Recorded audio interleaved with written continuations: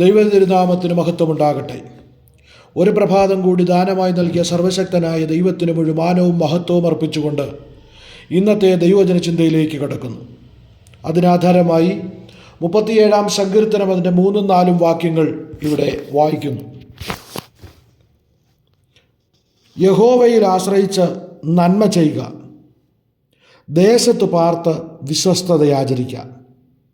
യഹോവയിൽ തന്നെ രസിച്ചുകൊള്ളുക, അവൻ നിൻ്റെ ഹൃദയത്തിലെ ആഗ്രഹങ്ങളെ നിനക്ക് തരും.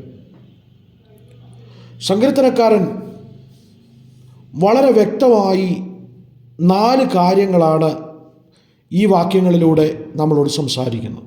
ഒന്ന്, യഹോവയിൽ തന്നെ ആശ്രയിച്ച് നന്മ ചെയ്യുക. യഹോവയിൽ ആശ്രയിച്ച് നന്മ ചെയ്യുക. അപ്പം നന്മ ചെയ്യുക എന്നുള്ളത് ഒരു ദൈവ പൈതലിൻ്റെ ഉദ്ദേശമാണ്, അല്ലെ ദൈവ പൈതലിനെ കുറിച്ചുള്ള ദൈവിക ഉദ്ദേശമാണ്. അപ്പോൾ ദൈവാശ്രയ ബോധത്തോടെ നാം നന്മ ചെയ്യുവാൻ തയ്യാറാകുക. കഷ്ടപ്പെടുന്നവർക്ക് നമ്മളൊരാശ്വാസമായി മാറുക. യാതനകൾ അനുഭവിക്കുന്നവർക്ക് നമ്മളൊരാശ്വാസമായി മാറുക. അടുത്തതായിട്ട് പറയുന്നത്, ദേശത്ത് പാർത്ത് വിശ്വസ്തതയാചരിക്കുക. കുഞ്ഞെ, നിന്നെ ആക്കി വച്ചിരിക്കുന്ന ദേശത്ത് നീ ഒരു വിശ്വസ്ത സാക്ഷിയായി നിലകൊള്ളണമെന്നാണ് ദൈവം നമ്മളെക്കുറിച്ച് ആഗ്രഹിക്കുന്നത്. പിന്നീട് പറയുന്നത്, യഹോവയിൽ തന്നെ രസിച്ചു കൊള്ളുക.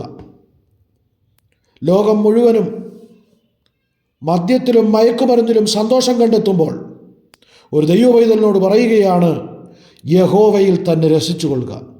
ഈ 3 കാര്യങ്ങൾ നീ ചെയ്താൽ, വചനം പറയുന്നു, അവൻ നിൻ്റെ ഹൃദയത്തിലെ ആഗ്രഹങ്ങളെ നിനക്ക് തരും.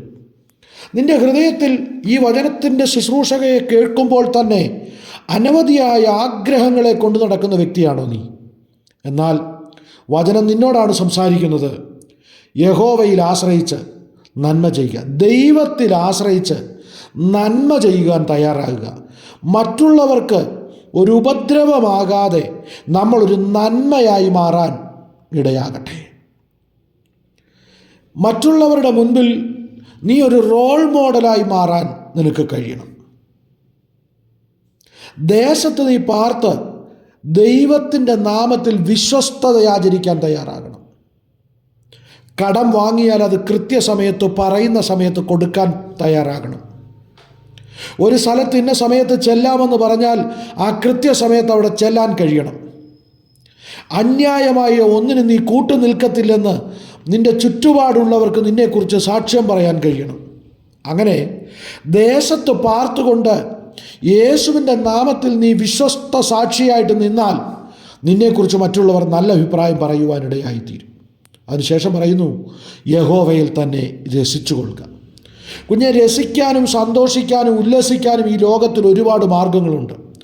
മദ്യവും മയക്കുമരുന്നും സിനിമയും അങ്ങനെ കോമഡികളും അങ്ങനെ ഒരുപാട് മാധ്യമങ്ങൾ ഇന്ന് ലോകത്തിൽ അവൈലബിളാണ്. എന്നാൽ വചനം പറയുകയാണ്, നീ യഹോവയിൽ തന്നെ രസിച്ചു കൊള്ളുക. കുഞ്ഞെ, നിൻ്റെ സന്തോഷത്തിൻ്റെ മാർഗം മാറിപ്പോകരുത്. ക്രിസ്തുവിൽ സന്തോഷിക്കാൻ നിനക്ക് കഴിയണം.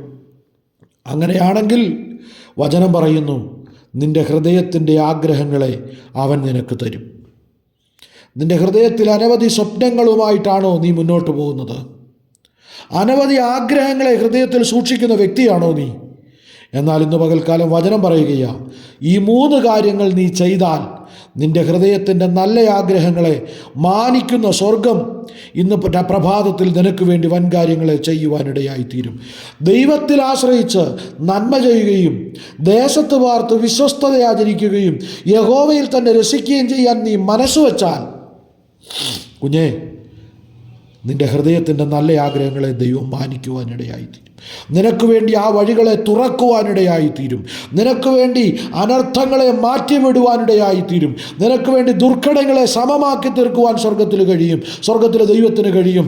നിനക്ക് വേണ്ടി അന്യാരാധന ശക്തികളെ പോലും വഴിതിരിച്ചു വിടാൻ സ്വർഗത്തിലെ ദൈവത്തിന് കഴിയുമെന്ന് ഇന്ന് പ്രഭാതത്തിൽ ഞാൻ നിങ്ങളോട് ഞാൻ വളരെ ആണയിട്ട് ഞാൻ വിളിച്ചു പറയുകയാണ്. ആയതിനാൽ ഇന്ന് പ്രഭാതത്തിൽ ഈ വചനത്തെ ശ്രവിക്കുന്ന ഓരോ ദൈവമക്കളോടും ഞാൻ പറയുന്നു, നിങ്ങൾ ദൈവിക അനുഗ്രഹങ്ങളെ പ്രതീക്ഷിക്കുന്ന വ്യക്തിയാണെങ്കിൽ യഹോവയിൽ ആശ്രയിച്ച് നന്മ ചെയ്യുക. നിങ്ങൾ പാർക്കുന്ന ദേശത്ത് നിങ്ങൾ വിശ്വസ്ത സാക്ഷിയാകുക. യഹോവയിൽ തന്നെ രസിക്കുവാൻ, യഹോവയിൽ തന്നെ സന്തോഷിക്കുവാൻ, ക്രിസ്തുയേശുവിൽ സന്തോഷിക്കുവാൻ നമുക്ക് കഴിയുന്നെങ്കിൽ നിശ്ചയമായും ദൈവം നമുക്ക് അനുകൂലമാകുകയും നമ്മുടെ ഹൃദയത്തിൻ്റെ നല്ല ആഗ്രഹങ്ങളെ മാനിക്കുകയും അത് നമുക്ക് ദാനമായി നൽകുകയും ചെയ്യുന്ന ആ യേശുവിൻ്റെ കരങ്ങളിലേക്ക് ഈ പ്രഭാതത്തിൽ നമ്മളെ തന്നെ ഏൽപ്പിച്ചു കൊടുക്കാം.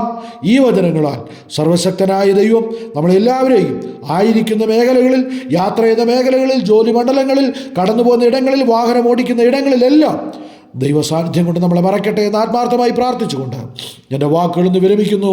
സർവശക്തനായ ദൈവം നമ്മളെല്ലാവരെയും ധാരാളമായും സമൃദ്ധിയായും അനുഗ്രഹിക്കട്ടെ. ആമേൻ, ആമേൻ, ആമേൻ.